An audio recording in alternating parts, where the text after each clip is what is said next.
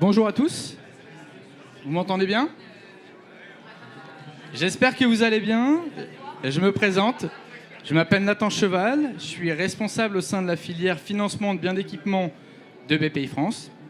Et donc je serai votre intervenant pour parler du rétrofit et plus concrètement répondre à la question: est-ce que le rétrofit des moteurs thermiques pour les poids lourds est-elle une solution pour le transport?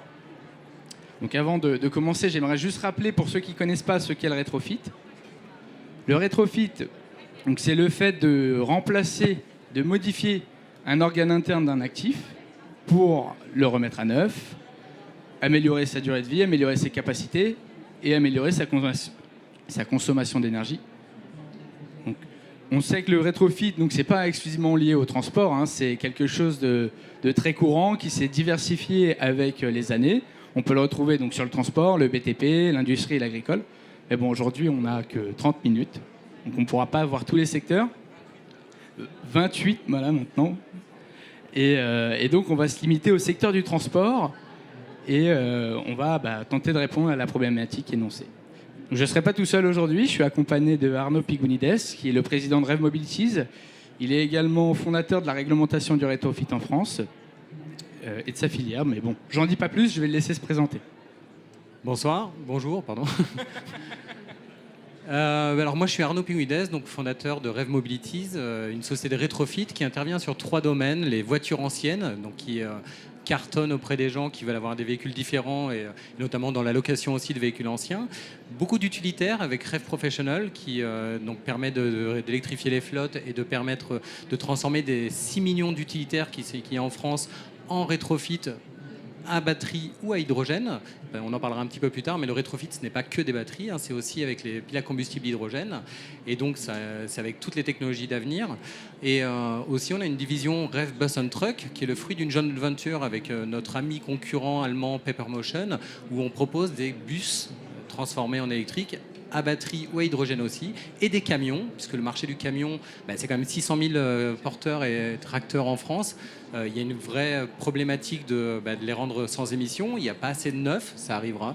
Et donc aujourd'hui, on a une demande qui est extrêmement forte sur tous ces secteurs-là, surtout quand le TCO est très important. Micro. Ah, vous m'entendiez pas? Pardon. Ah oui, c'est mieux, oui. Ok, bon, on va pouvoir lancer la séance. Première question, Arnaud. Le gouvernement a mis en place un grand plan d'action national en faveur du rétrofit. Pour ceux qui, ici présents, ne connaissent pas, est-ce que vous pouvez nous en parler un peu plus, nous dire en quoi ça consiste ? Alors tout à fait. Depuis qu'on a créé la réglementation et la filière en 2018, en fait, le rétrofit, c'est pas à l'image des États-Unis où on peut désosser une Tesla d'occasion et mettre dans n'importe quel véhicule. En fait, c'est toute une supply chain d'ingénierie et de production qui est très très forte pour faire de la série.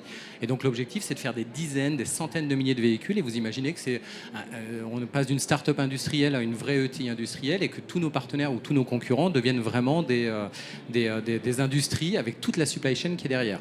Donc, face à ces investissements, face à la demande qui est extrêmement forte, puisqu'on a créé une sorte de raz-de-marée d'économie circulaire et de demande du rétrofit, on se retrouve aujourd'hui à avoir besoin de devenir une vraie industrie en complément du neuf et en complément de l'automobile et de tous les secteurs. Donc, le gouvernement s'est emparé du sujet et a annoncé un plan spécial pour le rétrofit avec 3 enjeux. Le premier enjeu, c'est de nous aider à industrialiser, donc avec une enveloppe financière pour nous aider à créer des usines, à créer des emplois, à faire plus d'ingénierie, à faire plus de modèles aussi. Et une autre chose, c'est de simplifier un peu la réglementation, parce que même si une réglementation est sortie en 2020, il y a toujours des imperfections. Je vais vous donner un exemple. On ne pouvait pas rétrofiter des véhicules qui accueillaient du public, donc qui faisaient du transport de personnes, les VASP. Ça a été modifié.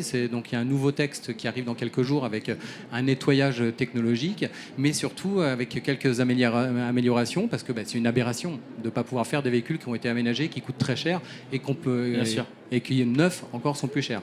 Et ensuite, il y a le sujet de l'harmonisation européenne. Donc le gouvernement a compris qu'une des incongruités du rétrofit, c'est de nationaliser des véhicules qui sont européens. Aujourd'hui, vous achetez n'importe quelle voiture, n'importe quel camion, il a un certificat de conformité européenne et vous pouvez le revendre ou l'acheter au Portugal ou le revendre en Norvège du fait de certificats. En fait, le rétrofit français et allemand et belge nationalise en rendant nationaux les véhicules. Donc, alors que c'est les mêmes, Et donc, en respectant les normes européennes et en faisant des homologations qui sont au haut niveau de sécurité et de normes européennes, l'harmonisation européenne nous permettra de rétrofiter les mêmes véhicules dans tous les pays. Ok. Donc on comprend bien qu'il y a une vraie prise de conscience du gouvernement à ce niveau-là, que le gouvernement souhaite vraiment orienter en faveur du rétrofit. Maintenant, première question, c'est que les premiers utilisateurs, les transporteurs, ils ont une vraie problématique climat et de transition énergétique. Est-ce que ça répond à cette grosse problématique qui est l'enjeu majeur actuellement? Alors, il faut savoir déjà que le neuf en est à ses balbutiements. On est à l'année 2 de l'électrique dans les transports et encore plus dans les poids lourds.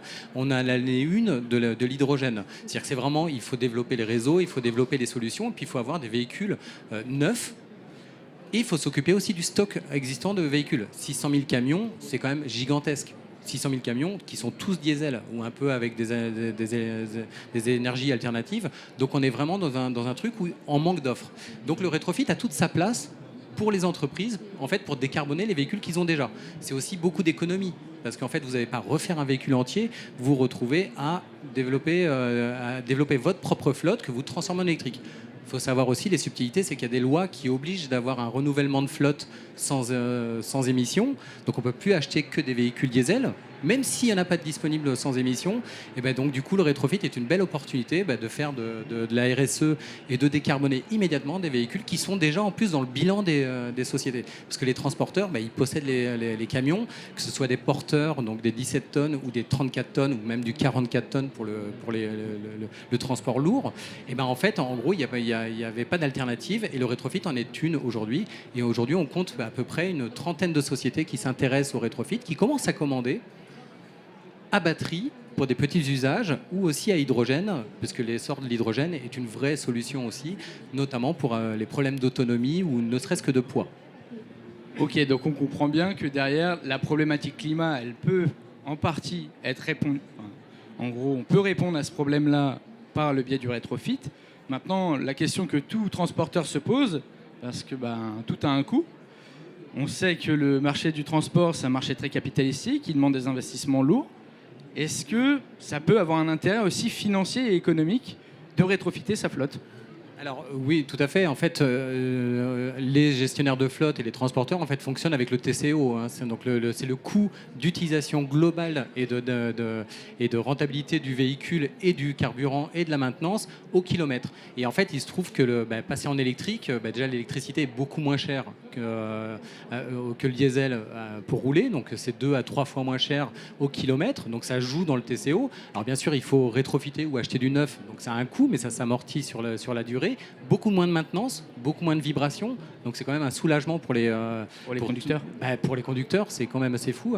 Nous, on a un bus qui a été rétrofité. Il a été applaudi par les conducteurs de bus parce que passer d'un véhicule diesel qui tremble partout à quelque chose de beaucoup plus calme, c'est vachement agréable, et même pour les usagers. Et donc ce TCO devient de plus en plus compétitif. Et nous sommes en train de travailler avec toutes les filières automobiles et les filières camions et hydrogène aussi pour faire un TCO du rétrofit, parce que l'avantage du rétrofit, c'est que vous ne payez que la partie électrique neuve d'un véhicule neuf. Donc c'est 2 à 3 fois moins cher que d'acheter un véhicule neuf, que ce soit un camion ou un bus, un petit peu plus un bus. Un camion, ça se cherche encore. En tout cas, rétrofiter pour 120 000 euros un camion plutôt que d'en acheter un électrique à 300 000 euros neuf ou à 350 000, voire 400 000 neuf hydrogène, pire pour le bus, en gros, c'est une vraie solution qui complémente le neuf. Parce qu'on n'est pas du tout ennemi du neuf. En fait, on est là pour électrifier de plus en plus. Bien sûr, il faut voir le rétrofit pas comme un choix unique, comme une solution unique, mais voilà, complémentaire. On est tout à fait d'accord. Ce qu'on entend, en fait, c'est que on a quasiment tout à y gagner à rétrofiter ses actifs électriques.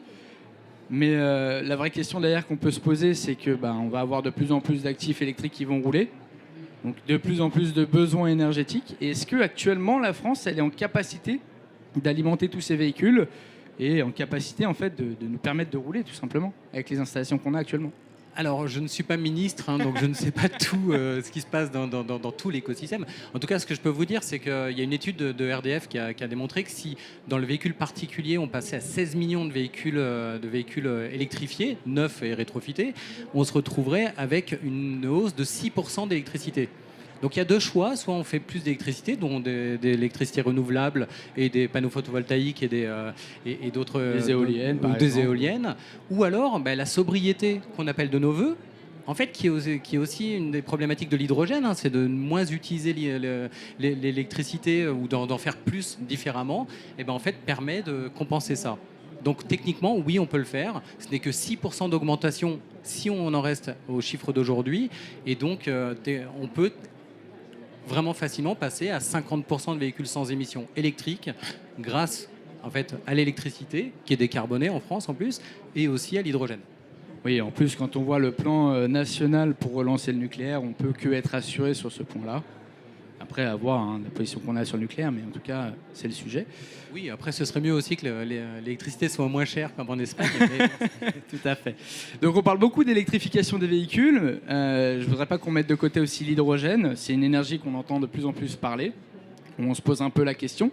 Est-ce que vous pourriez nous dresser un peu un bilan actuellement sur cette énergie, son application au niveau du rétrofit et la disponibilité surtout de l'énergie ? L'hydrogène, en fait, est une magnifique opportunité, en fait, en vrai, de se passer de l'essence et de se passer aussi de beaucoup de batteries. Donc, ça a un grand avantage, c'est de ne pas être dépendant d'un véhicule électrique avec full batterie. Et l'hydrogène est très intéressant, surtout quand l'usage est très, très fort, quand il y a un besoin d'autonomie très très fort, de faire 500 km. Malheureusement, avec des batteries, que ce soit du neuf ou de l'électrique, quand on traîne 36 tonnes de marchandises, c'est compliqué, puis il faut recharger. Et donc tout le corridor, toute la logistique du véhicule est beaucoup plus complexe. Après, ça évolue. Un bus ou un camion, ça se recharge en moins d'une heure et demie pour recharger 200 kWh de batterie, parce qu'on charge à plus de 200 kWh les batteries. Donc c'est des batteries à haute densité. Donc, mais l'hydrogène aujourd'hui, qui fait l'objet d'un plan particulier du gouvernement et de même de pas mal de pays, en est on va dire à ses débuts pour la démocratisation. C'est-à-dire que les solutions existent, les fournisseurs de piles à combustible existent, j'en vois devant moi. Il y en a de plus en plus de concurrence, de plus en plus, l'écosystème est en train de se créer. Donc aujourd'hui, on peut l'envisager de manière plutôt sereine, mais ça s'organise dans les 5, 6, 7, 8 ans prochains. Et donc, il y a aussi une problématique, c'est qu'il faut avoir des stations de recharge. Aujourd'hui, il y a très peu de stations de recharge hydrogène parce que ça coûte très très cher. Et puis même si on a une station hydrogène, il faut qu'il y ait des consommateurs de cet hydrogène qui achètent les kilos d'hydrogène. S'il n'y a pas de consommateurs, en fait, tout se casse la figure. Et donc, la grosse problématique, c'est que dès que vous mettez dans une région une station hydrogène, vous avez le besoin d'avoir des véhicules hydrogène. Et le problème, c'est que s'il n'y a pas de véhicules hydrogène sur le marché, ou alors ils sont très très chers, ou alors ils arriveront dans 3 ans, parce que c'est le temps de l'industrie, des constructeurs, en gros, on a un problème, c'est que pendant les 6-7 prochaines années, il n'y aura pas assez de véhicules disponibles pour utiliser cet hydrogène. Et c'est là où le rétrofit, donc qui est dans la réglementation, le droit de mettre un moteur thermique, remplacer un moteur thermique en moteur électrique à batterie ou à pile à combustible, nous autorise à transformer les véhicules avec des piles à combustible et de devenir consommateur d'hydrogène et de produire soi-même l'électricité avec l'hydrogène. Et donc ça veut dire que les transporteurs qui sont à La Roche-sur-Yon, à côté d'une station hydrogène, ils ont leurs véhicules, ils veulent les maintenir. Et donc, les rétrofitter, ça permet d'avoir leurs véhicules qui sont dans leur bilan, qui sont aussi de l'économie circulaire, parce qu'on n'a pas besoin de jeter pour acheter forcément du neuf, surtout quand le véhicule a 3 ans, 5 ans, 7 ans, 8 ans. En gros, on a une formidable opportunité pour faire les véhicules qui sont possédés par les clients. Et en fait, c'est l'usage qui fait le rétrofit. Ok. Donc, on a abordé rapidement le sujet de l'hydrogène. On sait que c'est une énergie qui est en devenir, on va dire. La réglementation actuelle sur le rétrofit hydrogène, est-ce qu'elle est la même que l'électrique? Est-ce qu'elle est différente? Qu'est-ce qu'elle comporte? Et qu'est-ce qu'on peut attendre à l'avenir de cette réglementation? Alors, la réglementation rétrofit française, donc l'arrêté de mars 2020, c'est changer un moteur thermique en électrique avec des batteries ou une pile à combustible, notamment hydrogène, parce que c'est les plus fréquentes. Et donc, du coup, techniquement, c'est légal. Donc, c'est légal de rendre ce véhicule électrique, donc sans émission, avec un moteur électrique et l'hydrogène comme mode de production de l'électricité. Il y a une autre innovation qui est en train d'arriver, qui est le moteur à injection hydrogène. Donc, c'est un moteur thermique avec des pistons, avec plein de choses qui, en fait, comme le GPL ou comme l'essence, en fait, fait tourner ce moteur-là. Et donc, c'est une solution qui est assez maligne, qui en est à ses débuts aussi, parce que les constructeurs commencent à travailler ça. On a des beaux succès avec certains fabricants bretons qui commencent à faire des bus et des camions avec des moteurs à hydrogène. Et donc en fait, pour pouvoir promouvoir en fait la décarbonation totale par le rétrofit électrique, mais aussi par le moteur hydrogène, on a créé avec une trentaine de sociétés, même 35 maintenant, et des rétrofiteurs, des transporteurs, des chargeurs, on a créé la coalition Rétrofitage 2 qui permet de faire des projets communs et de se mettre autour de la table et de faire avancer des sujets ensemble. Et donc c'est vraiment une belle avancée. Parce qu'auparavant, on venait nous voir en disant j'ai besoin de camions hydrogène. Super, mais moi je peux pas tout faire tout seul, quoi. Bon, en tout cas, c'est bien qu'il y ait un engouement aussi. On voit bien qu'il y a un engouement derrière ces nouvelles énergies. Enfin, je dis nouvelles énergies, même si elles ne sont pas si nouvelles, mais en tout cas, on sent que ça prend. Si on devait résumer rapidement l'avenir, comment est-ce que vous voyez l'avenir du rétrofit dans les, 5 ou 10 prochaines années? Alors, le rétrofit, en fait, vous voyez, c'est très large, puisque ça va du 2 roues jusqu'au bus. Donc, ça s'adresse, en fait, segment par segment. Le rétrofit est extrêmement intéressant quand les véhicules sont aménagés ou quand le châssis ou l'aménagement est extrêmement cher. On parle des bennes à ordures ménagères, on parle des bus, on parle des camions aménagés, on parle des vieilles voitures qui sont une vraie demande. Et donc, l'avenir, c'est en fait de sectoriser quand même la demande et de trouver de plus en plus de solutions. L'inconvénient du rétrofit, c'est une réglementation qui demande beaucoup de capex, donc qui demande beaucoup d'industrialisation et beaucoup d'investissement de la part des rétrofiteurs. Ça prend 7 ans pour développer des chaînes de traction, pour avoir toute la fabrication des batteries, travailler avec les piles à combustible, pour avoir quelque chose de pérenne. Faire un projet, c'est facile. Enfin, facile, c'est compliqué, mais c'est faisable. Faire quelque chose qui va durer 15 ans avec la sécurité, la maintenance, avec l'approvisionnement, le SAV, c'est autre chose. Et le financement aussi. Parce que sans financement, on ne peut pas changer les flottes. Donc, nous, on voit un avenir qui est quand même assez bon, en fait, même plus que bon, parce qu'en fait, on croule sous la demande. Aujourd'hui, comme il n'y a pas assez de neufs, et que même s'il y avait beaucoup de neufs, en fait, il y a le stock de véhicules existants, on croule sous la demande parce que ce soit les agglomérations, les bus, donc les transporteurs qui Rouen, hier, cette semaine a été annoncée une nouvelle commande de bus rétrofités par les pays de la Loire. Il y a des navettes, même des bateaux qui se font en rétrofit aussi, de plus en plus. En fait, on a une demande qui est très très forte, voire même trop. En fait, on croule sous la demande. Et donc on n'a pas trop peur pour nous, bien au contraire, parce que l'objectif sur 600 000 camions qui vont être rétrofités dans les, disons, 13-15 prochaines années, en plus du neuf, c'est à peu près 40 000 véhicules qu'on va faire. Sur 600 000, ça laisse 560 000 pour le neuf. Oui, donc en gros, ça va prendre une part, la part que ça doit prendre, on va Exactement. dire. On évoquait aussi rapidement les communes et la prise de conscience. Est-ce qu'on voit de plus en plus d'appels d'offres de ce sens-là qui demandent à ce que les actifs qui vont rouler soient rétrofités ? Tout à fait. En fait, ne serait-ce dans les transports et dans les poids lourds, dans les bus aussi, il y a de plus en plus d'appels d'offres qui arrivent, et même dans leurs utilitaires. Prenez la ville de Toulouse. Toulouse, c'est 1600 utilitaires, souvent aménagés pour les espaces verts, avec des équipements dedans pour réparer la voirie et toutes ces choses. 1600 véhicules qui sont diesel. Et donc, si les collectivités devaient toujours racheter un véhicule neuf pour avoir... remplir aussi les obligations de verdissement des flottes, en gros, ce serait notre argent qui partirait, qui serait gâché. Donc le rétrofit y participe, et donc je peux vous annoncer, des villes comme Lyon, Paris, Strasbourg, Rouen, Dunkerque se mettent au rétrofit et donc lancent de plus en plus d'appels d'offres, que ce soit sur les utilitaires pour eux, les bus et aussi les camions. Ok, donc après, au vu de cet échange, on peut se dire que le rétrofit est une solution pour les transporteurs. Nous, BPI France, on est très engagés au niveau des transporteurs, notamment sur la filière financement de biens d'équipement. C'est une grosse partie de notre clientèle. On est très engagés sur ce côté, ce volet rétrofit et surtout transition énergétique, parce qu'on sait que c'est l'enjeu actuel pour tous les transporteurs. Nous, on a à cœur de financer des actifs rétrofités pour engager en gros cette transition. On arrive au bout de cet échange. Ça a été bien, 20 minutes. Ouais, on a bien tenu. Il nous on reste n'a même pas 10 chanté. minutes. Parce que tu m'avais promis une chanson là. Ouais, j'ai dit on est à Bercy, on fait Bercy, allez, un petit chant. Bonsoir Paris. Non, il nous reste 10 minutes. Ce que je vous propose, c'est qu'on fasse tourner un micro pour pouvoir prendre vos questions et tenter d'y répondre. Je ne sais pas s'il y a des participants, n'hésitez pas à lever la main. Bonjour, merci pour cette intervention. J'ai une question, en fait, à partir de quel moment ça devient intéressant le rétrofit? Est-ce que c'est que pour les camions? Est-ce que ça peut être pour les voitures de plus petite taille? À quelle date de voiture ça devient rentable de faire Alors, ça? comme je disais, aujourd'hui, le rétrofit, comme le neuf, est très intéressant quand on a un usage bien particulier, et notamment des équipements lourds à transporter.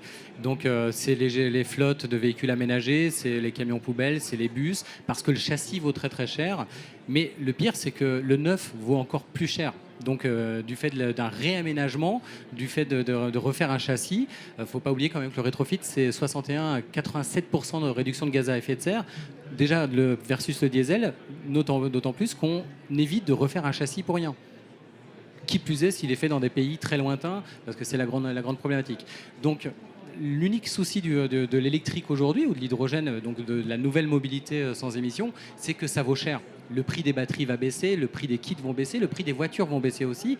Et donc, le véhicule particulier, c'est quand même 32 millions de véhicules particuliers, hein, c'est 20% des émissions de gaz à effet de serre en France, c'est gigantesque. Hein. Aujourd'hui, c'est trop cher en neuf, et c'est encore un peu cher aussi en électrique. Alors l'État donne des primes, donne des subventions, donc du coup ça devient un peu intéressant, mais c'est vrai que pour transformer des Clio, transformer des véhicules populaires, ça arrivera dans 2-3 ans. En fait, quand on aura fait baisser les coûts de production, quand on aura fait des volumes, quand on aura sans doute fait 20 000 véhicules, ça sera beaucoup plus simple d'homologuer des véhicules qui sont demandés populaires à des tarifs plus intéressants. On sait que la baisse des prix du rétrofit, notamment pour les particuliers, arrivera à environ 30% de moins dans les 5 prochaines années. Mais comme le neuf électrique sera 30% de moins dans quelques années. Ouais, donc on peut s'attendre en fait à une standardisation des coûts qui permettent ensuite de le diffuser au grand public. Hein, les gigafactories, le fait que l'hydrogène se lance vraiment et avec des acteurs locaux européens qui investissent énormément, ça va faire arriver ces solutions-là qui vont baisser inexorablement le coût des matériaux en fait. Bonjour, je voulais savoir au niveau des homologations, par rapport au moteur, vous changez quand même un thermique par un électrique ou un hydrogène. Vous devez repasser toutes les homologations de freinage, de charge, de stabilité, etc. Alors, la réglementation rétrofit, je vais vous la dire très simplement, c'est qu'à partir du moment où on respecte les normes européennes et la masse et la puissance d'origine du véhicule, on n'a pas besoin de repasser tous les tests du véhicule. Donc c'est-à-dire qu'on enlève un moteur thermique, on enlève le réservoir, ça laisse un espace disponible pour un moteur électrique qui est beaucoup plus petit, qui casse quasiment jamais, hein, des batteries ou une pile à combustible et des réservoirs. Et donc, on a l'autorisation, à partir du moment où on respecte les normes européennes, que c'est homologué à l'UTAC, de faire de la série et donc du coup de pouvoir en faire. L'unique problème de faire de la série, c'est que vous venez avec un Renault Trucks qui est de telle année, vous venez avec un Iveco ou un MAN de telle année, il faut le temps qu'on fasse ce véhicule-là et qu'on l'homologue série. Et surtout qu'on voit la demande. Parce que s'il n'y a pas de demande, moi je ne vais pas investir 4 millions d'euros dans une homologation. Enfin, l'homologation, ce n'est pas le coût 4 millions. Le coût de l'homologation, c'est quand tout a été bien fait, que la supply chain est parfaite, que l'ingénierie a été parfaite et que ça respecte toutes les normes européennes de sécurité. Donc l'enjeu aujourd'hui, c'est d'être une sorte du gap du rétrofit, donc de prendre la demande, de la mettre ensemble et de se dire, voilà, si on développe ensemble, est-ce que vous voulez qu'on fasse votre véhicule? Vous êtes des dizaines à vouloir le faire, et là on le fera, ça prendra 1 an ou 2, parce que c'est le prix de l'ingénierie, hein, c'est le prix de la sécurité, et après, il y aura les véhicules qui seront les plus demandés, qui seront sur le marché.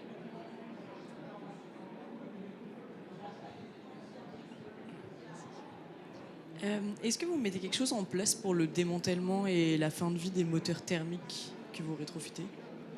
Alors je vais vous dire 2 choses. Premièrement, démanteler des moteurs thermiques, ça permet aussi d'avoir des pièces pour faire continuer un véhicule qui est déjà existant. Donc d'avoir des pièces moteurs, ça permet de continuer pendant 1 an ou 2 à faire vivre des véhicules qui méritent de continuer parce que le châssis est sain, mais on est en manque de pièces. C'est un vrai problème, hein, le manque de pièces au bout de 15 ans ou de 12 ans parce que c'est plus fabriqué et qu'on n'en trouve plus. Ça oblige parfois à jeter le véhicule pour rien. Alors souvent on achète du neuf, Et c'est très intéressant d'acheter du neuf, hein. Ça permet de repartir dans un nouveau cycle, mais ça permet de perdurer. Et donc c'est toujours ça d'économiser pour la nature par rapport à refaire un châssis entier. Et ensuite, il y a toute une filière de reconditionnement, hein, donc le remanufacturing, le reconditionnement ou tout simplement le recyclage qui existe déjà. C'est un vrai secteur et en France on est quand même très haut, on a un très haut degré de recyclage des pièces, donc ça fait partie de toute cette filière-là. Donc réutilisation et aussi recyclage. Bonjour, moi j'ai une question sur la pérennité de la filière passé 2035 et du coup la loi européenne qui oblige à avoir des véhicules électriques sur l'ensemble du territoire. Alors on me pose souvent la question parce qu'en fait tout le monde se dit ouais demain tout sera électrique.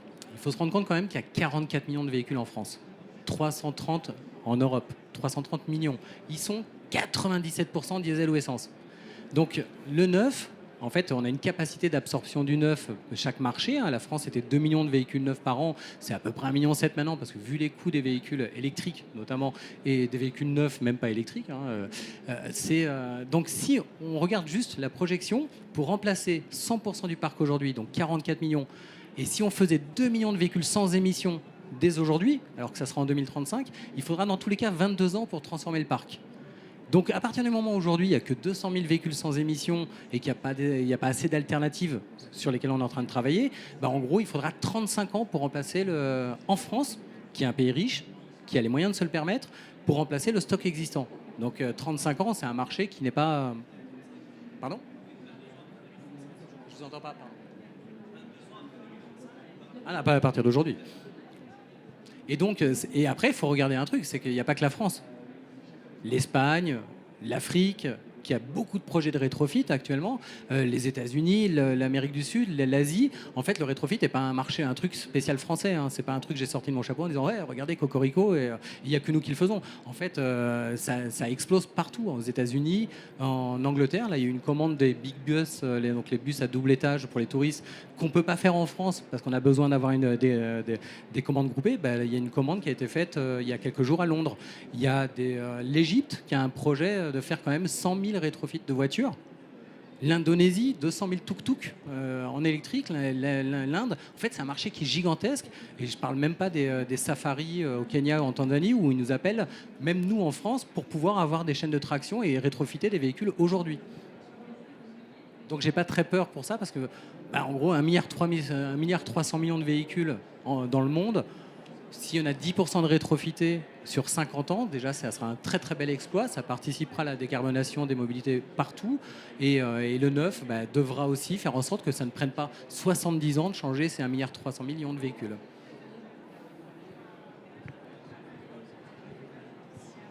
Bonjour, donc j'avais deux questions. La première, est-ce qu'il y a des spécificités pour l'entretien des véhicules?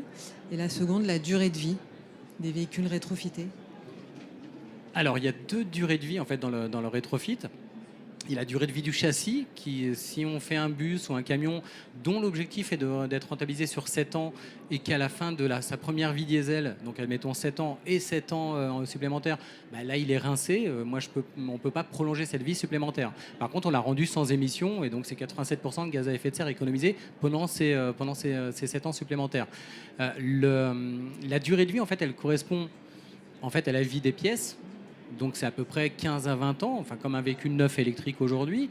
Il y a les batteries aussi. Les batteries, alors, par contre, c'est un tout petit peu différent. La batterie, elle dépend du nombre de cycles que vous utilisez. Si vous avez, par exemple, 2500 cycles de 200 km des batteries, donc ça fait 500 000 km, et que vous le faites tous les jours, au bout de 2500 jours, vous devrez changer les batteries.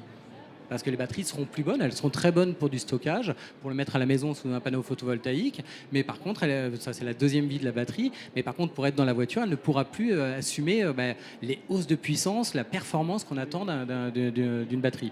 Et la pile à combustible, c'est pareil aussi. C'est limite inusable, mais il y a quand même une maintenance à faire.